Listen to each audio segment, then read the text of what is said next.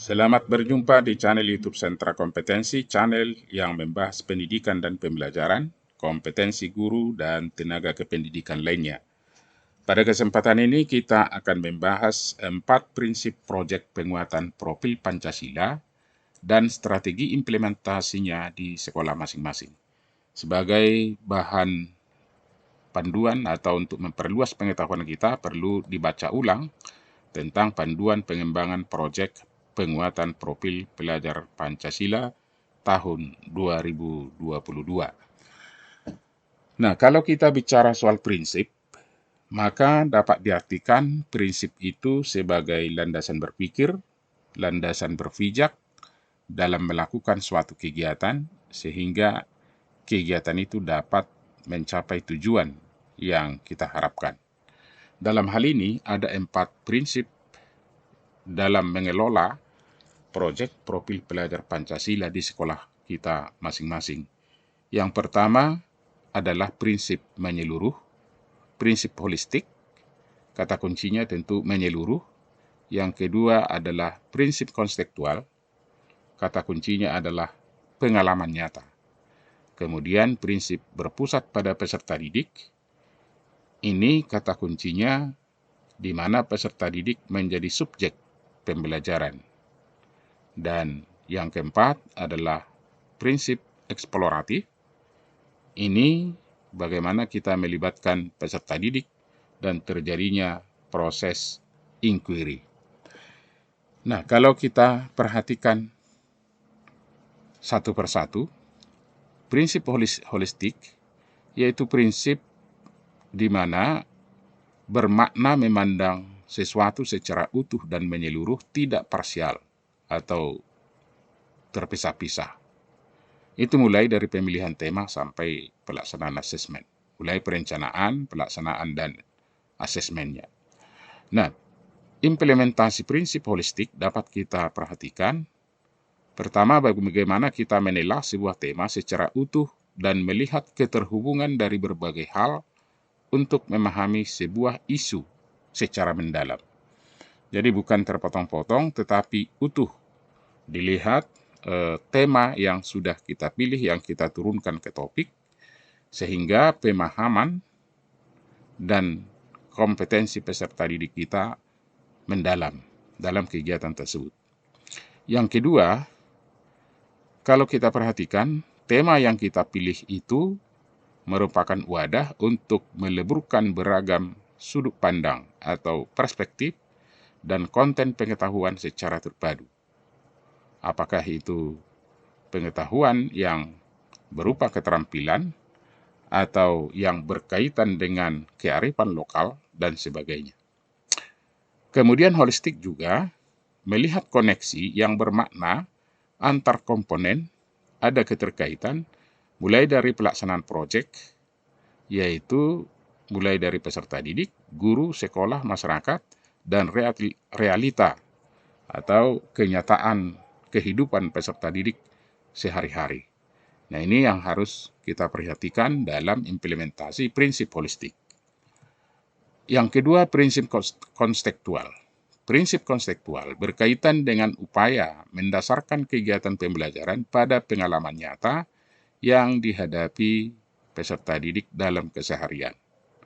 Nah, kalau kita ingat ada 3 hal yang harus kita ingat, bahwa peserta didik kita di dalam P5 terlibat mereka untuk investigasi, kemudian melakukan problem-based learning atau pemecahan masalah, dan juga keikutsertaan mereka dalam pengambilan keputusan dalam kegiatan tersebut.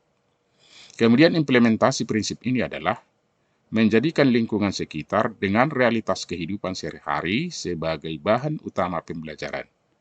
Yang kedua, bagaimana kita sebagai guru membuka ruang dan kesempatan bagi peserta didik untuk dapat mengeksplorasi, mencari, menyelidiki berbagai hal di luar lingkup sekolah, sehingga mereka punya pengetahuan dan keterampilan untuk memecahkan masalah.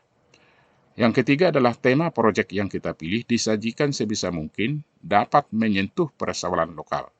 Nah, ini menjadi pertimbangan dalam pemilihan tema yang sesuai karakteristik peserta didik, dan juga bisa dikaitkan dengan visi dan misi sekolah yang ada di sekolah kita masing-masing.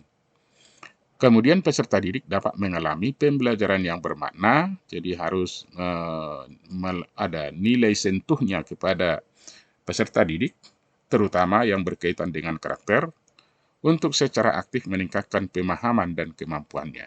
Ini prinsip konstekstual. Kemudian yang ketiga adalah prinsip berpusat pada peserta didik. Ini berkaitan dengan skema pembelajaran yang mendorong peserta didik untuk menjadi subjek pembelajaran yang aktif, mengelola proses pembelajaran secara mandiri. Nah, kita juga ingin membangun anak-anak kita, peserta didik kita, menjadi pribadi yang mandiri. Kemudian implementasinya adalah guru mengurangi dan sebagai aktor utama kegiatan belajar mengajar yang menjelaskan banyak materi dan memberikan banyak instruksi. Nah, maka peran guru yang selama ini kita merupakan aktor mengajar peserta didik kita, mari kita kurangi, kita bertindak sebagai fasilitator dan berikan kesempatan yang lebih luas, lebih banyak kepada peserta didik untuk melakukan eksplorasi. Nah, ini penting diperhatikan. Kemudian yang kedua adalah guru menjadikan fasilitator pembelajaran yang memberikan banyak kesempatan kepada peserta didik mengeksplorasi berbagai hal atas dorongan sendiri. Kemudian yang ketiga adalah kegiatan pembelajaran dapat mengasah kemampuan peserta didik dalam memunculkan inisiatif serta meningkatkan daya untuk menentukan pilihan dan memecahkan masalah yang dihadapi. Nah, ini yang harus kita perhatikan. Biarkan anak-anak kita berikan waktu untuk menyelidiki sesuatu, kemudian mereka menjadi ikut serta dalam problem-based learning dan juga pengambilan keputusan. Kemudian prinsip keempat adalah prinsip eksploratif, yaitu prinsip yang berkaitan dengan semangat untuk membuka ruang yang lebar bagi proses inquiry dalam pengembangan diri. Jadi harus mereka yang kita libatkan supaya terbiasa mengasah diri menyelidiki sesuatu untuk mengembangkan dirinya, kemampuan mereka. Implementasinya di dalam pelaksanaan adalah P5 merupakan area eksplorasi yang luas dari segi jangkauan materi pelajaran, alokasi waktu dan penyesuaian dengan tujuan pembelajaran.